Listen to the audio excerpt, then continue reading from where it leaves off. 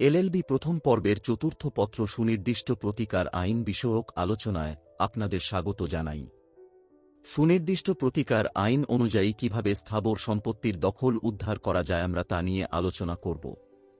1877 সালের সুনির্দিষ্ট প্রতিকার আইনের 8 এবং 9 ধারা হল স্থাবর সম্পত্তির দখল পুনরুদ্ধারের দুটি মৌলিক স্তম্ভ। এ দুটি ধারার মূল উদ্দেশ্য হল কোনো ব্যক্তিকে তার স্থাবর সম্পত্তি থেকে বেআইনিভাবে বেদখল করা হলে তাকে পুনরায় দখল ফিরিয়ে দেওয়া। তবে 8 ধারাটি দীর্ঘমেয়াদী এবং সত্ত্ব বা টাইটেল ভিত্তিক, যেখানে 9 ধারাটি দ্রুত প্রতিকারমূলক এবং শুধুমাত্র দখল বা পজেশন ভিত্তিক। ধারা 8 সত্ত্বসহ দখল ও পুনরুদ্ধার। Possession with title. যদি কোনো ব্যক্তি তার মালিকানাধীন স্থাবর সম্পত্তি থেকে আইনগত পন্থা ব্যতীত বেদখল হন, তবে তিনি সত্য প্রমাণের মাধ্যমে দখল ফিরে পেতে মামলা করতে পারেন।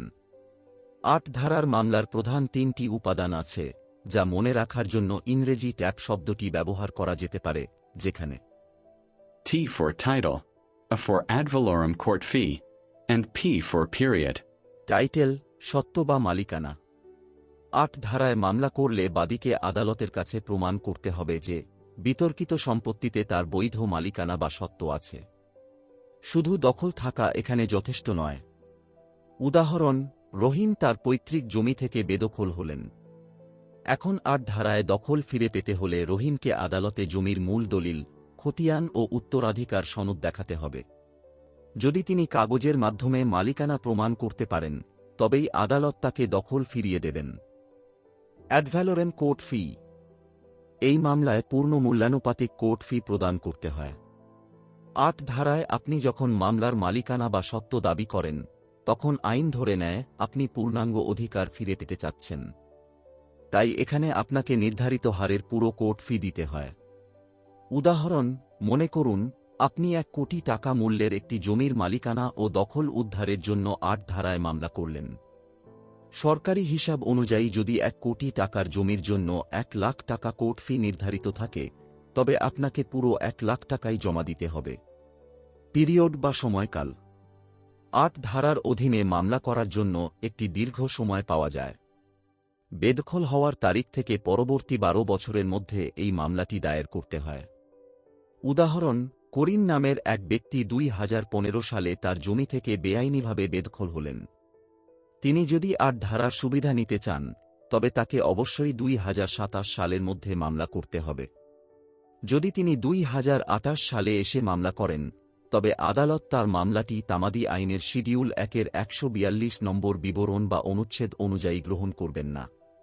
8 ধারার আইনি বৈশিষ্ট্য।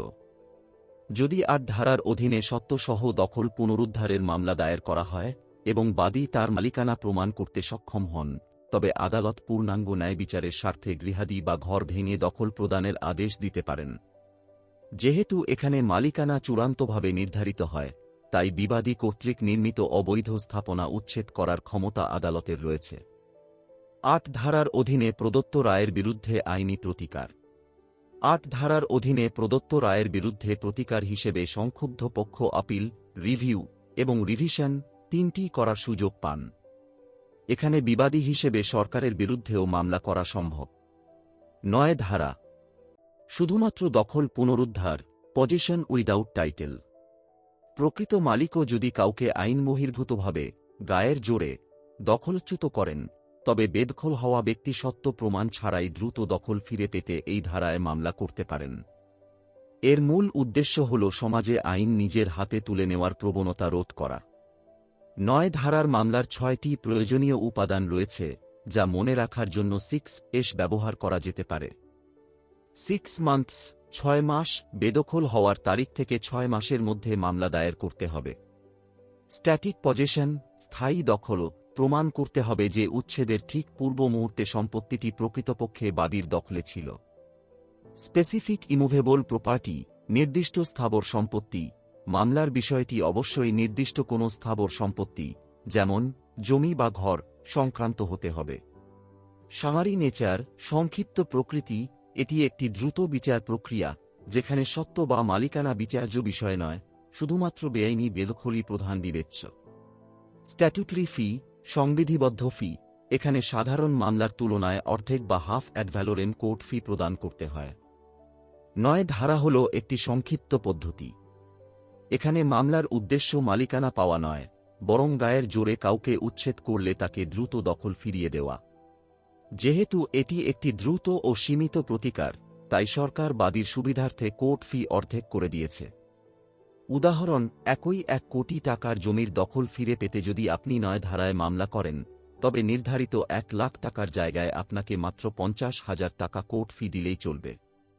স্টেট এক্সেপশন, রাষ্ট্রীয় ব্যতিক্রম, সরকারের বিরুদ্ধে 9 ধারায় কোনো মামলা করা যায় না। সরকার কাউকে উচ্ছেদ করলে 8 ধারায় মামলা করতে হয়। আইনি সীমাবদ্ধতা, 9 ধারার অধীনে মামলাটি একটি সংক্ষিপ্ত বা সামারি প্রসিডিউর। এখানে আদালতের মূল লক্ষ্য হল কে মালিক তা না দেখে কে দখলে ছিল তাকে দ্রুত দখল ফিরিয়ে দেওয়া। যেহেতু এখানে সত্ত্ব বা মালিকানা বিচার্য বিষয় নয়, তাই 9 ধারার মামলায় আদালত গৃহাদি বা ঘর ভেঙে দখল প্রদানের আদেশ দিতে পারেন না।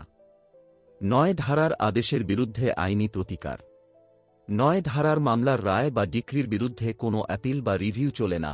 সংক্ষুব্ধ পক্ষ প্রতিকার হিসেবে শুধুমাত্র রিভিশন করতে পারেন। 8 ও 9 ধারার মধ্যে মূল পার্থক্যসমূহ। সুনির্দিষ্ট প্রতিকার আইনের 8 ও 9 ধারা উভয়ই দখল উদ্ধারের কথা বললেও এদের প্রকৃতি, পদ্ধতি এবং আইনি প্রয়োগ সম্পূর্ণ ভিন্ন। 8 ও 9 ধারার মধ্যে মূল পার্থক্যসমূহ তুলনামূলক ছকের মাধ্যমে স্পষ্ট করা হল। মূল দাবির ক্ষেত্রে 8 ধারায় মালিকানা বা সত্ত্ব প্রমাণ বাধ্যতামূলক, কিন্তু 9 ধারায় সত্ত্ব বিবেচ্য নয়, শুধুমাত্র দখল প্রমাণই যথেষ্ট। 8 ধারার ক্ষেত্রে বেদখল হওয়ার তারিখ থেকে 12 বছরের মধ্যে মামলা দায়ের করতে হবে, অর্থাৎ তামাদির মেয়াদ 12 বছর। পক্ষান্তরে 9 ধারার ক্ষেত্রে বেদখল হওয়ার তারিখ থেকে 6 মাসের মধ্যে মামলা দায়ের করতে হবে, অর্থাৎ তামাদির মেয়াদ 6 মাস। 8 ধারার ক্ষেত্রে মামলার মূল্যের ওপর নির্ধারিত পুরো ফি দিতে হয়। 1 লক্ষ টাকা মূল্যের জমির জন্য যদি 2,500 টাকা ফি নির্ধারিত থাকে, তবে আপনাকে পুরো 2,500 টাকাই দিতে হবে। অন্যদিকে 9 ধারার ক্ষেত্রে নির্ধারিত ফি এর মাত্র অর্ধেক দিতে হয়। একই 1 লক্ষ টাকার জমির জন্য আপনাকে মাত্র 1,250 টাকা দিলেই চলবে। 8 ধারার ক্ষেত্রে সরকারের বিরুদ্ধে মামলা করা যায়। পক্ষান্তরে 9 ধারার ক্ষেত্রে সরকারের বিরুদ্ধে মামলা করা যায় না। 8 ধারার ক্ষেত্রে আদালত ঘর ভেঙে দখল প্রদানের আদেশ দিতে পারেন, কিন্তু 9 ধারার ক্ষেত্রে আদালত ঘর ভেঙে দখল প্রদানের আদেশ দিতে পারেন না। 8 ধারার আদেশের বিরুদ্ধে আপিল, রিভিউ ও রিভিশন করা যায়, কিন্তু 9 ধারার আদেশের বিরুদ্ধে শুধুমাত্র রিভিশন করা যায়, আপিল বা রিভিউ চলে না। সুনির্দিষ্ট প্রতিকার আইনের 8 ও 9 ধারা নাগরিকের সম্পত্তির অধিকার রক্ষার কবচ হিসেবে কাজ করে। 8 ধারা যেমন স্থাবর সম্পত্তির স্থায়ী মালিকানা নিশ্চিত করে, 9 ধারা তেমনি সমাজে জোর যার মুল্লুক তার এই অরাজকতা রোধ করে দ্রুত ন্যায়বিচার নিশ্চিত করে। আমাদের সাথে থাকার জন্য আপনাকে ধন্যবাদ।